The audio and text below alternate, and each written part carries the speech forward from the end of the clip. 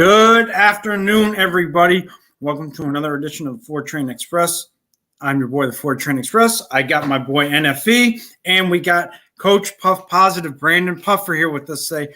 We are waiting on Bruce Maxwell. We have a very special episode today. It's going to be a roundtable with Brandon and Bruce. We're going to get different perspectives from both ends of it because, as we all know, being a catcher and being a pitcher, it's two very different positions, two very different perspectives. So this should be a fun episode. Before we get into that, let's say what's up to the chat. We got Steven and Dev. Welcome, guys. Thank you for joining in. But how are you guys? No complaints on my part. I'm good. So yeah, me too, man. Having a good day. Woke up today, got breath in my lungs, feeling pretty good. There you go. Yeah. Every day is a good day. So yes, there's something good in every day at least. Yes, exactly. Silver lining to everything. Yeah. But while we wait for Bruce, I wanted to ask you, what, from a pitcher's standpoint, what does the strike zone look like to you compared to what a catcher might see? Is it very different standing on the mound from standing behind home plate, or how's your perspective on it? It's a good question. And it's funny because as you're asking me that question, I'm like, have I really thought about that before, right? And really at length, I haven't. But what I will say about the strike zone is it's floating, man. It really is. It floats from umpire to umpire, batter to batter, pitcher to pitcher. I mean, as a pitcher, we're kind of under the understanding, if this is true or false, you'd have to ask most umpires, but if you're hitting your spots, you're commanding your pitches really well, you're going to start getting a little more off the plate. If you're wild, you're spraying it everywhere, you're not going to get the borderline, so to speak, close calls, right? So that's something as a pitcher, or just in general, we kind of understand, right? It's like, if I've been hitting my spots all day long and I want to beg for a little bit of a call, it's like, come on, man, we've been there all day long. But if I'm all over the place and giving this umpire really no consistency or looks, I can't beg for those close calls, right? And then from a catcher's perspective, and I think that's something you plan on getting into, they kind of have the ear of the umpire. Hopefully they're working a good rapport back there and, hey, let them know we're going to give them a little off on this side, but that's not going to work over here type deal. So, yeah, if you've got a good catcher that's in communication well with the umpire, has a great rapport, that's some good information. That's valuable information for me. And they will come in and go, hey, Pop, this is what you just told me. So, hey, let's live out here, or, let's try another place. He's not going to give you that one, Yeah. And I mean, I never really thought of it like that, because you never really think when you're playing a position, you never really think about that kind of a perspective. Yeah. Because you're not in that position. So it's hard to kind of picture that. But that's a very interesting point that you made with catchers having a good rapport. So I never thought of that, and it's something good to think about. Sure. You got anything, NFE? yeah, here's my question, because I know the relationship and the chemistry between a catcher and a pitcher is very important, right? Super important. So I know sometimes a catcher will signal to you, hey, here's the pitch. Yeah. And pitchers are like, no, shake it off. Okay, well, if not this one, how about this one? No. You guys are in a disagreement. So there's a little bit of a disagreement. I don't know. The pitchers have their reason, the catchers have their reason. How do you all come to an agreement? Because sometimes the pitcher or the catcher will call time, come out, talk to the pitcher. Is there ever like a small frustration or a small argument between the two if a disagreement happens? Yeah, no, absolutely. I think it all depends on that camaraderie, that rapport you have with individual catchers. Everyone's a little different, right? And at the end of the day, we just need to be communicating well. What I've always been told, and I was always under the understanding of, it's like at the end, the pitcher's going to make the call, right? It depends on the level and all that good stuff. But because at the end of the day, it's going to be the results. You're getting the win or the loss. You're getting the earned run or not, or whatever the case may be. Whatever the result is, it's going on your name and not the catcher's name. Now, that being said, these catchers are gathering so much information, right? And they've seen swings and They can look at the feet in the box and go, hey, I'm seeing something. He's cheating open a little bit. He knows you like to come in and let's go away. And that's kind of something maybe if you can call timeout and come out, because I'm not seeing that, right? And so he's calling fastball away. I'm going, no, I want to go in. And this dude's cheating open a little bit, that he might call time and give me that information. And I'm like, oh, gotcha, man. Okay, perfect. Thank you. Yeah, but then, I think there's a little bit of that, like you watch Bull Durham and you don't throw the pitch they want you to throw and you don't get a good result. They're kind of like, yeah, told you so, or vice versa. Some of that stuff. I was told by one of my catchers that I tend to, when I shake off, I guess I'm a little intense. He's like, man, it's like you're mad at me for even throwing down a sign. I'm like, no, I'm in the moment. I'm like, no, why would his the way he explained it was, it almost looks like I threw down a finger of a pitch you've never even heard of. And you're looking at me like, why would you ever throw that down? And I'm like, I don't mean that. I'm just intense and I know what I'm trying to do. And it's a fun relationship. You love to have that guy. And again, the amount of time you spend together, right? You imagine some of these guys, Posada, your guys Posada and some of their starters are Mariano. I mean, he had one pitch, so that's easy. But they've been together for several years. They all kind of jive off each other. They know, man. Like you just know you're in sync. But then you get a new guy, you've never really seen him, and he doesn't really know what you like to do and vice versa. And that's where you have to build that relationship. And, there's some bumps along the road for sure. Absolutely. Yeah, absolutely. I was just curious about that, man, because, it was one of those things that Maz and I kind of talked about a few days ago because, the Yankees played against the Braves this past weekend. And on Friday, you had Carlos Rodon pitch. He usually pitches to Austin Wells, but he pitched to Jose Trevino. And, I know some Yankees fans were just like, why is Trevino there? Why is he behind the plate? I was one of them guilty as charged. Yeah. But before we continue this conversation, we had a few more people come in. Tim King of Jordan's welcome. We had our good friend Sierra. Welcome, Sierra. We got Mr. Coconuts. We got Merck. We got a whole bunch of you guys. So thank you all for joining us. We actually do have a question for you from Sierra. When is it acceptable to retaliate and hit a player with a friend asking for a friend? Yeah, so I think it's changed a little bit. My knee-jerk reaction is it's always acceptable, but that's not necessarily true. Josh, I think we spoke on one of them a week ago where it used to be the game kind of policed itself a little bit, right? And so there were various things, Sierra, to your question, that would kind of pop up, hey, it might be time to send a message. The first and foremost is if there's been some intentional or it's deemed intentional when some of your players get hit, it's totally part of the game to pitch inside and make guys uncomfortable and stuff. But there comes a time where, these guys have pretty good command. And if they lose a couple in the ribs of your best player, there's an unwritten rule of, hey, somebody probably needs to get one of their guys. It's just right or wrong. It's kind of how it is. You're protecting your players. Some other things that could cause that are like maybe a hard slide or a guy running down the first baseline runs, steps on your guy's ankle and it looks like it's on purpose, or it really all comes down to kind of, and I'm putting in air quotes because this is how we view it, is like protecting your teammates. Guys out at second base, relaying signs, being really obvious about it.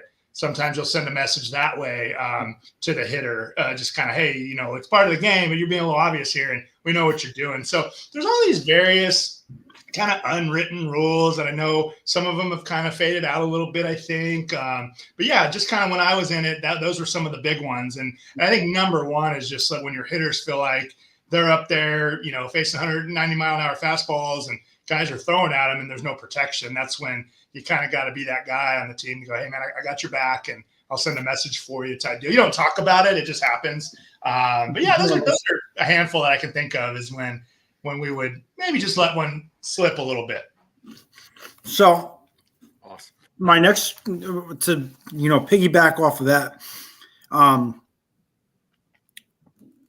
we know that in 2015, when the Mets did make the World Series, Chase Utley took out Ruben Tejada. I don't know if we had discussed this, but would that be, when you played, an instance of when retaliation would be acceptable or would be something that you should expect? Yes. Yeah, that would be something where, and again, sometimes it comes down to how your teammate feels, right? That middle infielder may come up to you and go, "Hey, I'm good. That was part of the game, whatever." Or he also may come up to you and go, "Hey, man, that was dirty." Somebody might put a little bug in your ear or a hint, but just if you have feel of the game, you've been around a little while, you see a guy, like that particular play, and you're like, "Man, my guy was in danger there. I didn't really like that." And so for that, I'm going to send a little bit of message next time I face Chase or something like that, which I assume they did. I don't remember how it all went, but yeah, Syndergaard threw behind him, and then Syndergaard got thrown out. He didn't even get a warning for it, and then Collins lost his shit. And I guess Tom Hallian was I think the crew chief for that, and he's like, "You got your shot. If where our asses are in the jackpot," his words. Pretty much saying, you got your shot, you got your retaliation, but we still have to throw them out anyways. Yeah, and I think one thing to mention that's important that I'm leaving out is, the game, your team, the win, all those things are more important, right? So if you're in a 1-1 game and that situation happens, and it's the 9th inning, you're not very bright if you hit a guy to put the winning run on first base, right? Like that's not the time for that. So you look for situations, and if you kind of watch the game and you think something's lingering or looming maybe, and all of a sudden there's 2 outs, nobody on, they're up by a few. It's like, oh, pay attention. This would be the time, as opposed to, a tie game in the 9th inning. I mean, I've seen guys get all fired up and it's like, well, hold on, you're getting a little emotional, and that's good. We want you to be able to protect your player, but at the end of the day, this team is more important. This win's more important. We're not just going to kind of willy-nilly put guys on base in tight situations like that. So just kind of some nuances to when it's appropriate. I'm sure there's people that hear me say this and go, well, that's never appropriate to throw a baseball at somebody. But just within the game, those are some things that were, I guess, accepted amongst both sides. When you played, were you ever involved in something like that? Yeah, I was. Yeah, quite a few times, actually. I did take pride in being that guy. The one that jumps out at me, well, there's 2 that jump out at me. And I think I might have mentioned this before, but I don't remember when, is I was pretty early in my career. Not that I ever became a veteran at the big league level, but I mean, it was pretty soon after I got up there. And I mixed up the names a little bit, but who I remember was definitely involved was our guy lost a fastball arm side and went high and tight on Albert Pujols with the Cardinals. Oh, it wasn't on purpose. But again, if you're in that Cardinals bench or bullpen and you're like, that's our guy, right? And that ball was too close for comfort, we need to send a message. So I believe they hit Biggio, one of our bigger guys, right? And so Osmus, the catcher, I hope I'm not saying too much here, but I don't know. He comes up to me and goes, "Hey, Scott Rowland, first pitch." And I'm like, "Oh, okay. I know what's going on here." Scott Rowland's not a little dude, so I'm like, "Oh, I better be ready." So same thing, had my shot, did whatever. He looked at the catcher, said, "Well, it's over now." And that was just a bunch of veterans that didn't escalate. Could have, it didn't, and it kind of ended at that point. But that's the hard part too, right? Is like then you see them where they just go, to me, a little too far. Like, okay, we're going to get another guy. Now we're getting a guy. It's like at some point, all right, let's get back to baseball and all that stuff. And then I had another one in AAA where, I knew it was time for it. Nobody said it to me, but it had been a lot of back and forth. We were in Albuquerque, and I just, the manager actually took me out of the game, said, "Hey, give me one more hitter." And he's like, "No." He goes, "Oh," he's a veteran. He goes, "Oh, okay, gotcha." And I walked out there, and man, I had my back to the umpire. He was walking out behind me before my warm-ups, and he's like, "Hey, Puff." And I said, "Yeah." He said, "Both benches have been warned. You know that, right?" I said, "Oh, yeah, I know."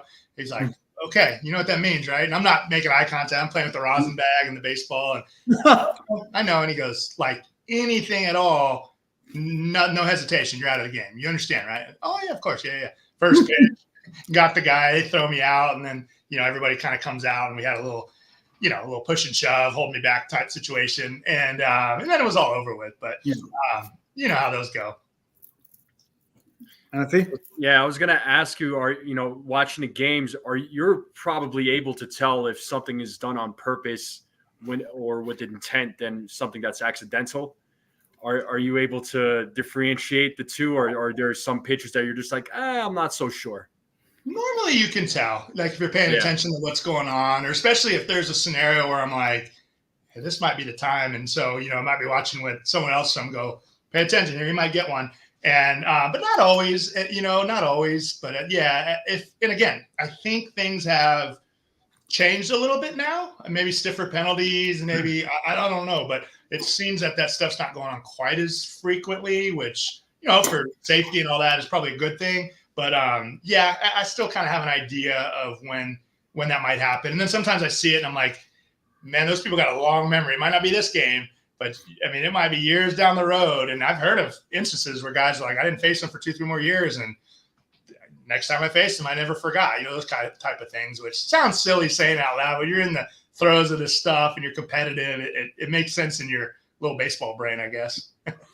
Yeah, no doubt. Because what I was going to say was I'm surprised up until this point in Major League Baseball, there's never been like a case or like big time suspensions of like players being targeted. You know how in the NFL during the bounty hunt thing. Oh, yeah. You know what I'm saying? I'm surprised with baseball, nothing like that has ever happened, because I feel like sometimes certain players might get targeted. I don't know. I mean, I don't know how the NFL saw how they found that out, but it was pretty interesting how that all came about. I'm surprised something like that with baseball never came around. And I mean, do you think something like that is a possibility? I mean, do you think it could ever occur? Yes, absolutely. Okay. There's definitely been series, you roll into a series and there's some talk about some stuff, and it's like, hey, this guy's been pretty comfortable. And so all of a sudden that guy ends up, the whole team gets the message, and now you're like, ooh, we probably overdid that. And I'm going to be honest, this is crazy because I know this is not going to make me popular here, but I mean, every time I watch Soto hit, I'm like, how do guys not throw at him when he does that to him? When he stares at him and does the Soto shuffle from the jump. Like as soon as he came in the league, I was like, oh, these guys, they're going to wear him out. I mean, he's just that good. He doesn't care. He just does it. But I remember thinking, man, there's no way you could have got away with that back in the day. Well, if they hit Juan Soto, then they're going to have to worry about Giancarlo Stanton and Aaron Judge coming after him. Yeah, that's probably a good right there. Yeah. Yeah, you don't want those giants coming after you. So so we had a couple questions from the chat. And guys on X, if you are not on YouTube watching this and you are on X, come on over and join the chat. It's a great conversation. So Stephen B asks, Mr. Puff, do clubs have closed meetings and then media reports? Yeah, they typically do. And a lot of that stuff will happen prior to, I think there's a little grace period, or at least what I remember right after the game, there's like a little grace period before they let everybody in. But like pregame, after BP type situation, depending on if the team's dealing with something specific, there'll be those closed door meetings. Like, here's what we're not saying. Here's what we are saying. Here's how we're handling this internally, that kind of thing. And then also the training room is kind of a safe haven. So if you're just kind of feeling like, not a guy like me, but a guy who's just always getting wore out by the media, and he's just like, man, I can't do it today. You'll see those guys hanging out in the training room because apparently that's the one place they can't go. I don't know if that's still the case, but I remember that was an interesting thing. I'm like, oh, why is so-and-so in the training room? They're like, because the media can't come in here. I'm like, oh, that makes sense. That makes sense. Yeah.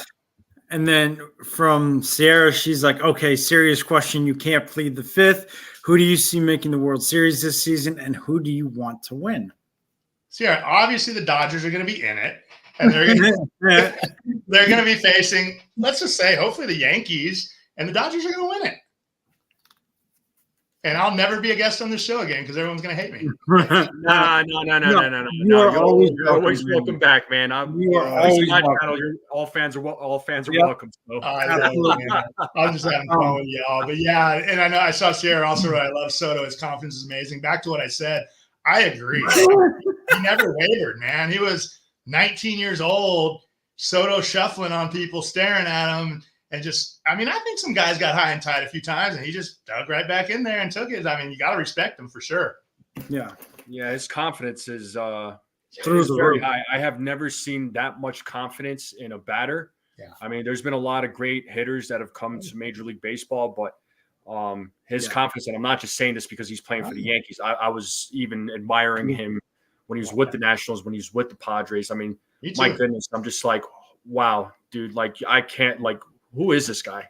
And yeah, I'm not saying this just because he's a Yankee, but his eye and his, mental capacity for the strike zone and his ability to know the strike zone that well is, for someone who's that young, is so impressive. That is far beyond his years. Yeah, extremely advanced approach, extremely advanced idea of the strike zone. I agree 100%. Like, and that's stuff I watch, right? Like, okay, if I was facing this guy, how would I get him out? And the guys who are just so stinking hard to get out are the guys like him and Barry Bonds, who just do not chase your pitches. They won't. They will not do it. And then as soon as you make the mistake, you're going, okay, I'll come a little bit further over. They do damage. Yeah, absolutely. Yeah. Prime example of that was in Houston in the beginning of the season when Soto was facing Verlander, I think it was, and he made the mistake of, okay, I'll go outside, but then he came back in off the corner and Soto slapped it to left field. I mean, it's an unbelievable eye for the strike zone, but yeah, he's amazing. He really is. Yeah. So as a pitcher, when the catcher came out and gave the signals to, the infielders, did you have to pay attention to those as well? Or was there other signals that you would get from your catcher relayed to you that the infielders didn't have to really pay attention to? Yeah, so typically if the catchers are going to come out and give signs to the infield, it's going to be like a first and third situation. If this guy takes off from first, are we throwing through to get the out? Are they trying to bait us to send the runner from third? Like, what play is on? And typically the pitcher's not going to be involved in that, but you certainly want to know what's happening. Like, is this thing about to buzz by my head to second? Are they going to pump fake to go to third? You want to know. So you know the signs, you're involved. Bunt plays is another situation where typically a third baseman's going to give those signs, and the pitcher needs to know, because on certain coverages you have the third base line, on certain coverages you have the first base line. So you need to be aware of all those things. And then the only other thing I can think of off the top of my head that happens is when they're giving signs, fastball, whatever it may be, back when we used our fingers to give signs, they would also give like pickoff plays through a series of signs, hold, if you want to hold a little longer, if they think there's a base running threat. So the catcher and pitcher are in on that. And I also know like middle infielders love to know what we're throwing so they can shift and kind of like, hey, we're going fastball away. They might take a couple steps over, not too soon to give it away to the hitter. But so a lot of, I know the middle infield likes to be aware of what their signs are giving us as well. Anthony? Yeah. So, speaking of signs and giving signs and everybody knowing, all right, here's the sign. Okay, here's what we're expecting, or here's what's coming up. Like, how do you all come up with the signs? Like, how do you all take the time? I mean, it's just, to me, it's amazing. Like, because every team has their own signs, and it's like, man, to me, it just boggles my mind. And I just find it, for me, it's just, I find it intelligent. Yes. I'm just wondering how you all come up with it, and, how you all memorize it, because there's so much, so much. Like, yeah, it's stressful. I'm not that intelligent. It's stressful. And I'm telling you, it's like every time we get to a new team, new organization, or halfway through, or we're going to switch everything up because, maybe some guys are on it. I'm in that meeting just going, what? I just got the hang of the other ones. Like, I don't, and so I think that's where some of the new technology they're using, PitchCom and stuff like that. I know a lot of old school guys, including myself, like, oh, that's weak. What is that? But I mean, it eliminates a lot of that stuff. And yeah, I mean, there's only so many series and sets of signs you can come up with, right? And so at the end of the day, you start getting to like second sign after first sign after fastball, second sign after curveball. Yeah. And if you shake, I don't want to throw that. Now it's third sign after whatever. And I mean, I'll be honest, for me, I'm not the brightest dude in the world. It got stressful. I'm like, man, because you have scouts in the stands. You have guys in the stands that are looking at other teams, seeing, okay, what is this team doing? What are they doing? How can we attack? Because I mean, let's be honest. I mean, yeah, there's nothing illegal about it because you're trying to know your opponent. Yeah. But I'm just because there's always teams sending out people to these games like, hey, go check them out. And that's why I'm like, man, I'm sure those signs keep changing on a weekly, daily, monthly. And I'm just like, man, how do these guys keep up? Because how do these guys keep changing it up? Because for me, signs, I'm like, okay, I might remember 2 or 3, but when you try to shove like 10 of them, I'm going to be like, okay, what are we doing? brain's gone. See ya. I'm the same way, man. Yeah, no, I'm ADD. I got all of it, OCD. And I'm like, and then you're out there trying to just think about executing pitches and think about everything that's going on. Yeah. And I mean, certain catchers even are different about how they give signs. You got sometimes it's a little dark, you can't see it. Just all these different things around signs that's obviously so important, because if the catcher and pitcher are on the same page, you're crossed up, it's not good. That's another, part of it. But at the end of the day, it's like you said. So these coaches, hitters, people in the stands, advanced scouts aren't picking up what you're doing, and they already know what's coming. Or if they're base stealers, and they know when they do a horn series, which is pretty common for base, it's like, oh, don't go because they're picking, or they're pitching out, or they're doing whatever. And so, yeah, they switch them up a lot. It's stressful. I imagine with the technology, they've gotten a lot better at it. But back then it was like, man, yeah, you just got a couple variations and you could mix it up a little bit, but there was only so much you could do. Yeah. Right. Yeah. So Dev has a question for you, and it is, if you were the commissioner of Major League Baseball for a day, what rules would you change? Yeah, gosh, if I just had one situation that I'd like to change, and I think we touched on it before, is the tag rules in the middle and for the catcher. I can't warm up to them. And I love the fact that they're for health, and they're for, I'm not asking for the days of, Mike Scioscia getting knocked to the backstop and hanging onto the ball and having a concussion for a week. Like, not that. I mean, I get there had to be some changes. I know Buster Posey's injury caused a lot of it, but it just seems so gray at this point that I've seen too many games be affected by a play at the plate where a runner's clearly out. The ball beats him by a bunch. The catcher gets in front, puts the tag down, and they're like, no, he was blocking the plate. And it's like, that had no bearing on the game whatsoever. So I don't know how you clean that up. Maybe they just have to be more efficient. But at the end of the day, I think I would take those out. I don't know. That's the one thing I've seen affect more games in terms of rule changes for me personally. And some of them make no sense. I know we talked about the Lindor play on a steal second last week. And everybody, including the base runner, was like, what? There's no way I'm safe, it's not. And so you can't really have just like this loose kind of, interpretation of what you saw. And it's not one of those things you can even really review unless they don't call it, of course. And so to me, there's too much gray area there. And I think you can get back to like letting the players kind of determine if guys are sliding in high spikes and there's guys are blocking the base, that kind of stuff, then there's ways of cleaning that up. And penalizing them for that. But in terms of right now, I don't know. I know I've heard several players say, look, I don't know the rule. Like, I'm in it every day. I'm doing it. I'm doing the best I can to adjust, but I don't really know what they're going to call and what they're not. And so that for me as a player, competitor, is just like, it's got to be clear and concise. You know what I mean? And it doesn't seem like it is. Yeah, very valid point. NFE? Yeah. I know players will have meetings with each other, right? If obviously, for one reason or another, are there ever meetings with pitchers and catchers only? Yeah, I mean, that would have to be more just kind of like organic. You're out, okay. You're in the locker room, clubhouse, you're talking to your catcher. Like I said, I coach right now, and every day, if I know who's pitching the next day, I say, hey, so-and-so, you're catching so-and-so. You guys get together and talk about it because it's important. But then before every series, there was always a meeting that was just pitchers and catchers.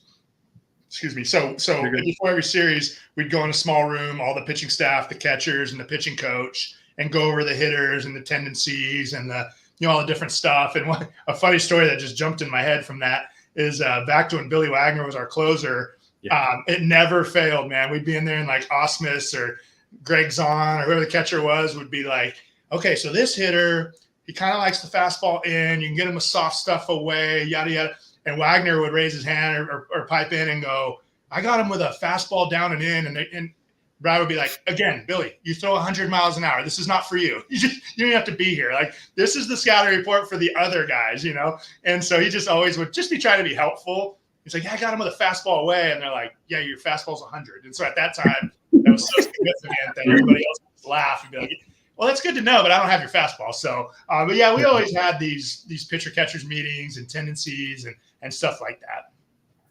Got it. Yeah, because again, it goes back to what I was talking about with the chemistry between the pitcher and the catcher, making sure you're all on the same page. And I feel like, if you all had your own private meetings together, it only makes sense because you communicate mostly with your catcher. The catcher mostly communicates, with the pitcher. I know you all communicate with each other, but there's that special bond, that special relationship. So that's the battery. I said, that's the battery. And another piece to that is in the bullpen, whichever catcher kind of has the day off, a lot of times they'll hang out in the bullpen, just hang out with us.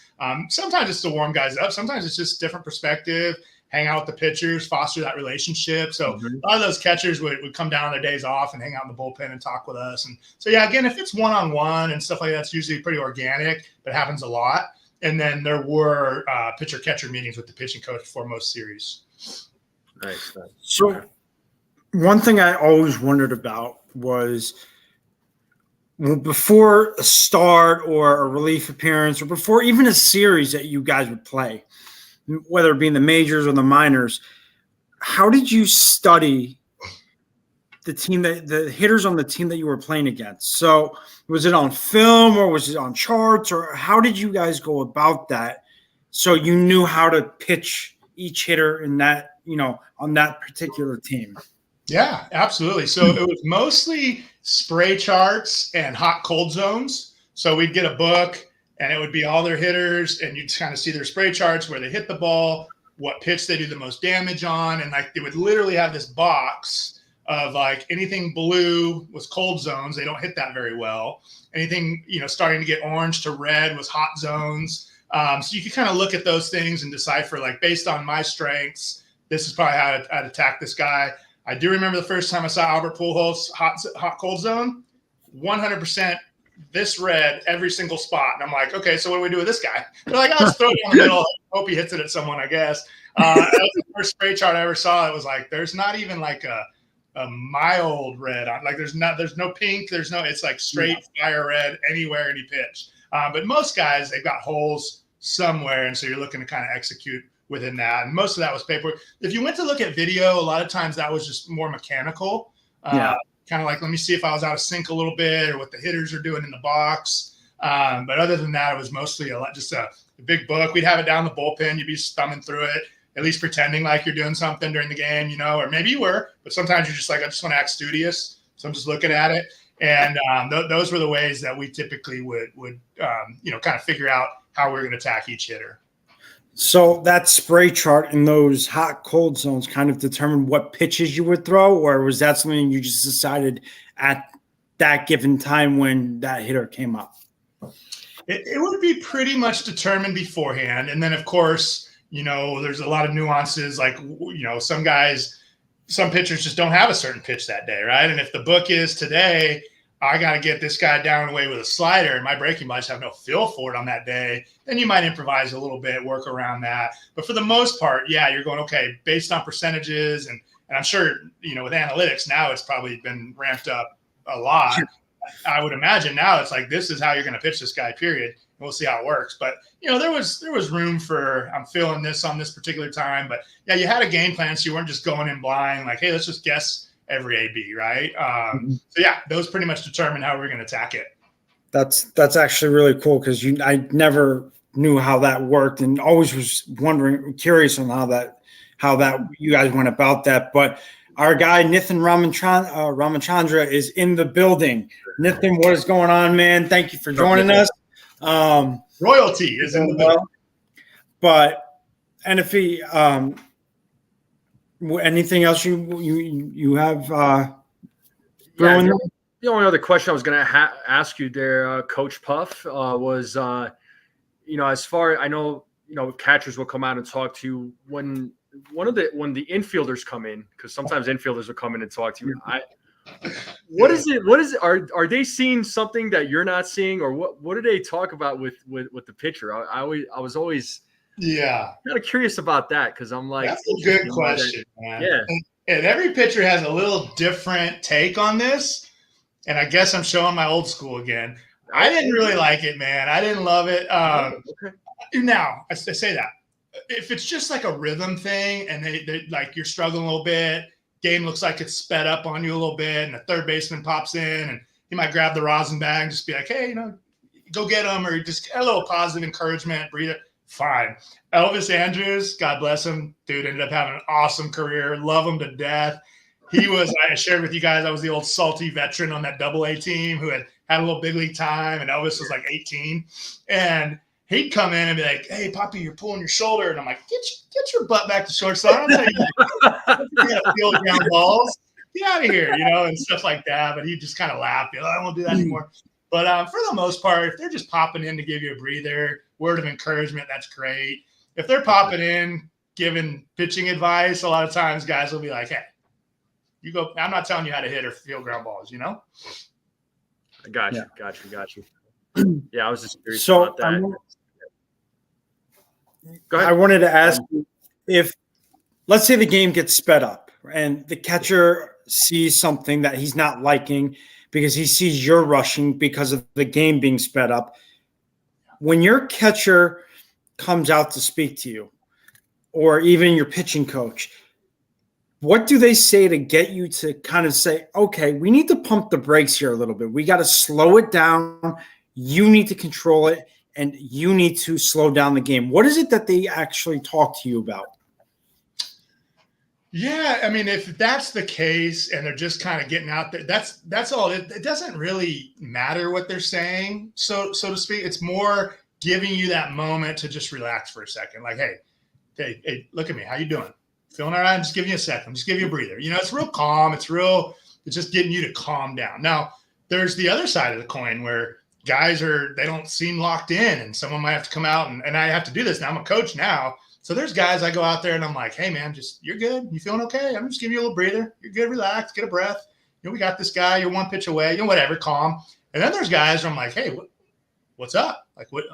And they're kind of shell shocked. Like I might give a little punch in the chest lightly and be like, let's go, lock it in. Like you're not, and some guys need that, man. It all varies. It all depends on the pitcher, his personality, the catcher, the pitching coach. I mean, it could be anything from like you see in the movies where it's just some goofy reply. They come out and make a little joke and relax you, to some guys can get pretty intense, and it all depends. It all depends on who the guys are that are involved. But yeah, and then sometimes it's just as simple as, hey, I know the game plan is this on this hitter, but tonight we've seen this, and here, just change it up a little bit. But it's all over the map. I mean, it really is. That's awesome. We have a question from Stephen B. And he says, do you think analytics on pitchers with RPMs and velocity is sustainable? Players are getting 2 or 3 Tommy John surgeries now. Yeah, no, it's true. I don't, Stephen. I don't think it's sustainable. I think guys are definitely throwing a lot harder as a whole. I don't know what the spin rates were because we didn't have it. But now that's answering some of the questions of like, there were guys when I played that you would play catch with, and their ball was just what we call is just heavy. Like, I don't like playing. It's just heavy. Like it comes in, it feels like a bowling ball, but the guy throws 90. Like he's not a really hard thrower. And even in the game, he's getting away with fastballs up all day long, and we're taught to throw down. And so back then we were just like, I don't know, he's got a heavy ball. That's all we knew, right? And now we're like, oh, those were the guys that had the really efficient spin rates, and those were those guys, right?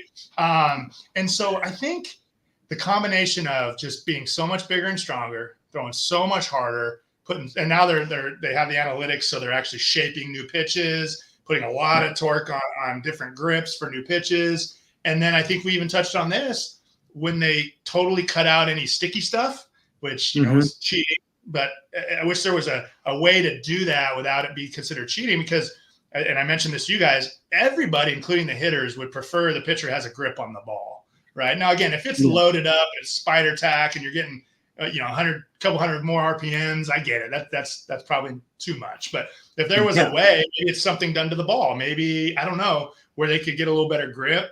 I've heard, and I don't have any science to back this up, that that's also affecting the pitchers because they're really trying to like crank that grip for fear of, it slipping or losing grip of the baseball.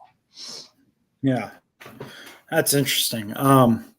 And my final question to you before, I know you've got to dip out here soon, but my final question to you would be, as a pitcher, what was it like when you saw, you saw that you made a mistake with a pitch and guys were just teeing off of it?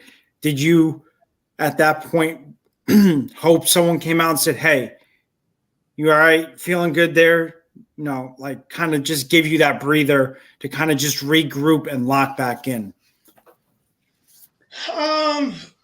Yeah, there comes a point in an outing where you're getting banged up a little bit consistently, and maybe you've had to run and back up bases a few times, and it's like, man, I mean, literally, it sounds dumb, but if you get a couple doubles in the gap in a row and you're backing up third, and then you're backing up home, and then you're kind of getting a little track meet within the game right there.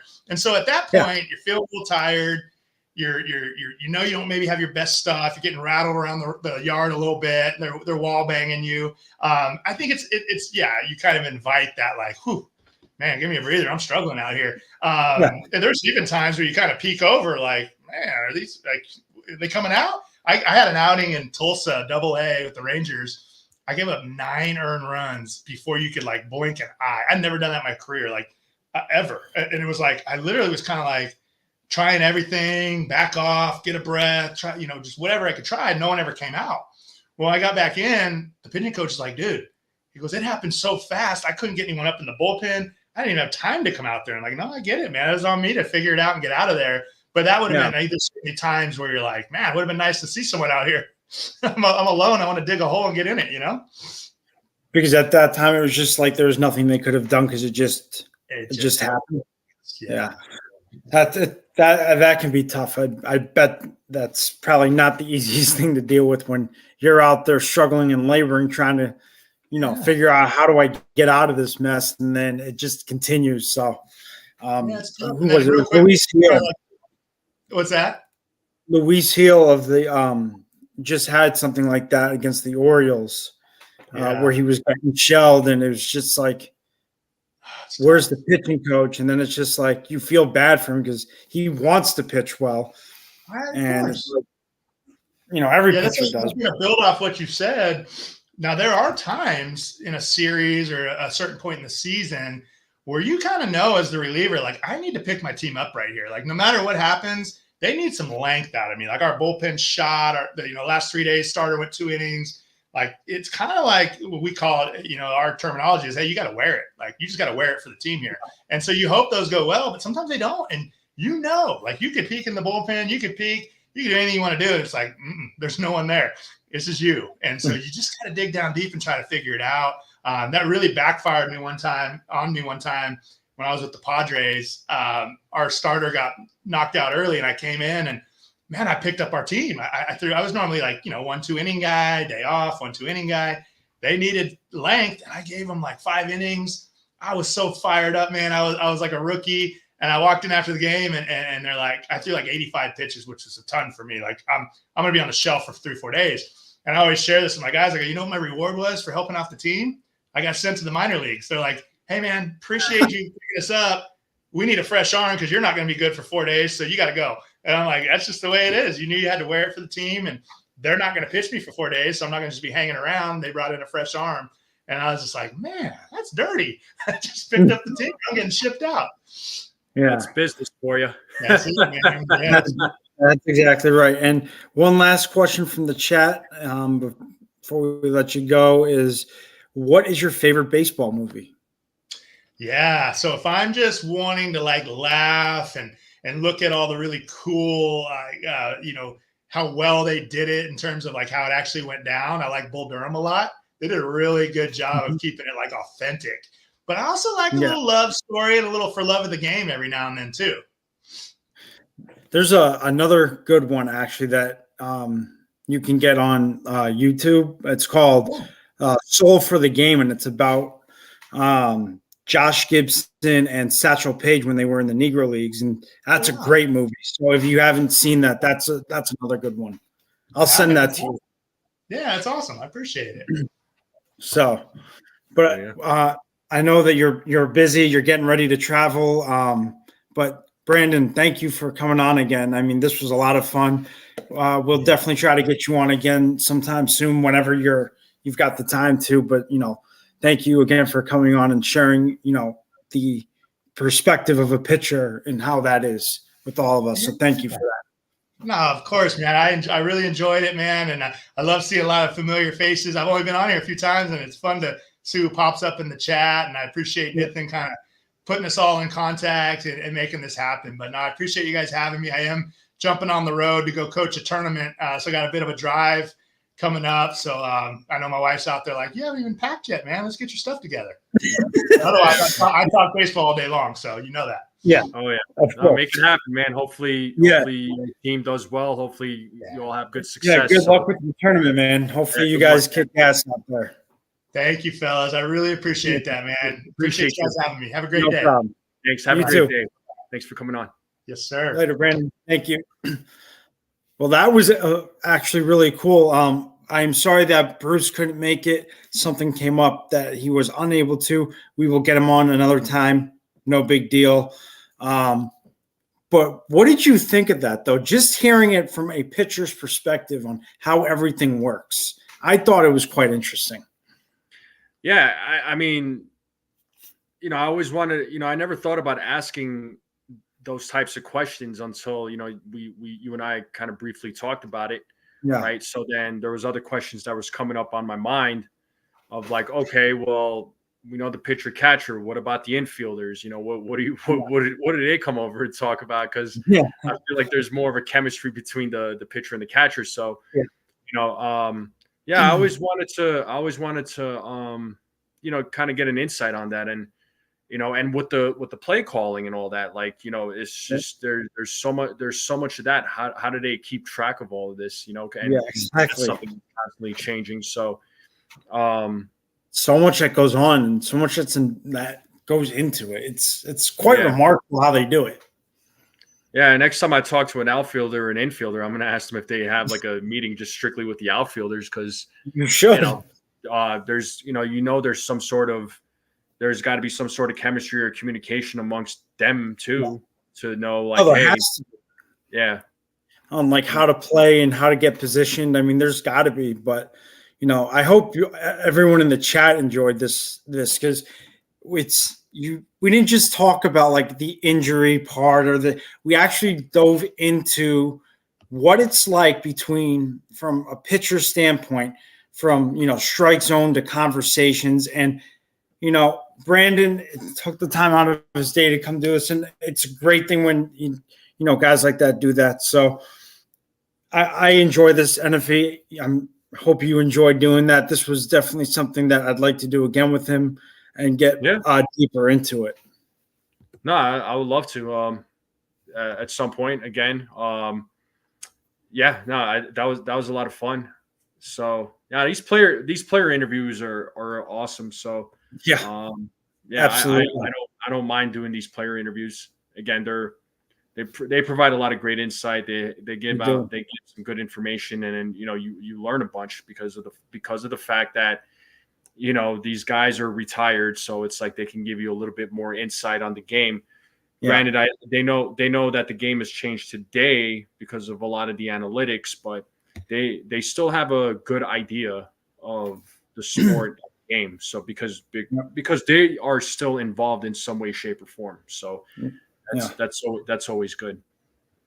And they also, like for Brandon, he played in a different era than a lot of these guys do. So he got to see the old school side of things where everything was on paper and where you had to look in a binder and be like, okay, well, maybe this won't work, so let's try this. And that's where the strategy came in. So it's great to get guys like that on here.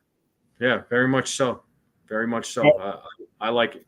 So, but we know Nathan, got to give him the shout out because he is the one who puts these together.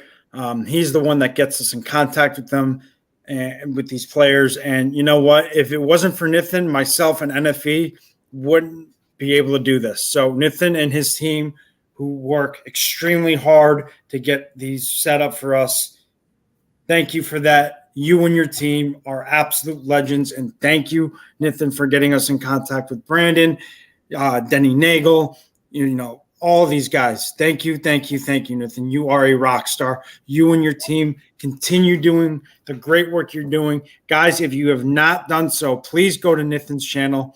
Show him some love too. If you have not done so, go to NFE's channel and show him some love. Oh, that's awesome. I don't know if you saw what Nathan wrote. NFE? Oh, yeah. We were talking yesterday. That's right. So Nathan got in contact with me yesterday, and his team booked the Atlanta Braves current pitcher right now. He's the current pitcher for the Braves. Yep. Jesse Chavez for for my show next Monday. That'll be at noon East Coast time. So I hope to see a lot of you on there. That'll be awesome. Looking forward to talking with him. Actually, I know he pitched in this past series against the Yankees, and he's got some pretty good stuff. I'm curious to see. I'll love to talk to him and get his insight on the game today. Because he's involved in today's game. So. Yeah. And Stephen B., thank you very much. I appreciate that. I think everyone who's supported my channel, you are all kicked ass, and I can't thank you guys enough. Guys, if you have not gone to NFP's channel, please do so. What are you doing? Check his stuff out. If you have not done so already, please subscribe to him. Share his stuff out. He does some fantastic work over there, has done some fantastic interviews, and, I've been a part of a few of those, and I got to tell you, he does a great job with them. So go out, check his stuff out, share his stuff out with anybody you know, and let's get him to 700 subs as soon as we can. Appreciate it. For me, I'm on the road to 600, and if you already know, I'm on the road to 600. Thank you guys again. Yep, that way. No, wait. There we go. Thank you guys so much for joining me in NFE today. This was a lot of fun. Shout out to the chat again. Sierra, Steven, Aiden, Nathan, Mr. Coconuts, Merck, all of you guys. You guys are rock stars in your own. Thank you guys for coming on and checking us out. Please like, subscribe, and share this out with anyone you know. It's greatly appreciated, and I so appreciate all of your support.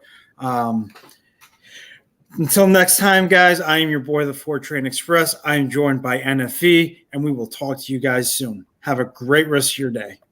See y'all later.